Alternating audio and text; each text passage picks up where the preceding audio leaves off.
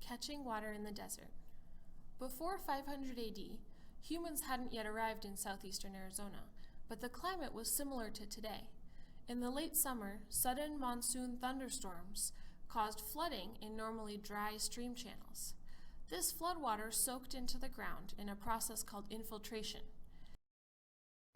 Eventually, it traveled down to the water table and was stored in a process called recharge.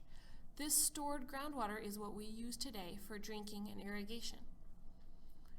If you were to graph that flood in the stream channel, it would look a little bit like this, with a sudden peak and then a more gradual decrease in flow rate as the channel dried up. This is important because recharge happens mostly in these stream channels, so understanding how the stream channels work will help us assure our water supply. Between 500 and 1100 AD, humans arrived on the scene. The Hohokam, Mogollon, and Trincheras cultures understood the importance of stream channels and built small brush dams to slow and spread floodwaters. We think that the effect of these brush dams was to spread out the flood peak and allow more contact time between the floodwater and the streambed sediment, and therefore more infiltration. In the late 1800s, ranchers arrived on the scene, at first with a few head of cattle and then with many.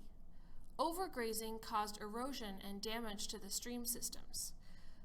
Many stream channels were deepened and widened.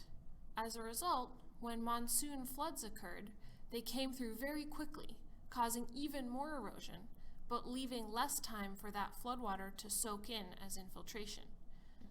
If you were to graph that, you would see a change from the pre-human activity graph to a much sharper, shorter peak with less contact time, and therefore, we think, less infiltration.